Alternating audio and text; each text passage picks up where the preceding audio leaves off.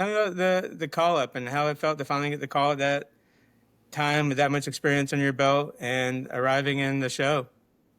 The way that the call up happened was kind of strange. I don't know if a lot of people have the call ups the way like we did with the Padres that year. Our season was already done. We had guys get called up at the beginning of September, but then we had guys that stayed with the AAA team, and once our season was finished, got called up. But we didn't get called up normally. Like when your season's done that day, normally like guys get called in the office like that moment after the season's done. Like okay, like you're all going up because your season's over now, so don't worry about getting your flight homes or whatever else.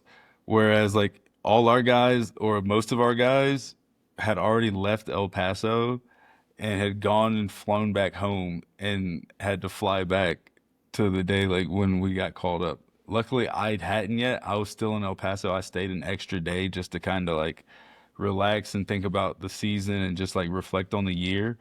But a lot of guys had already flown home, and we got called up the next day. And then it was one of those situations. So but I'm grateful that it happened, 100%.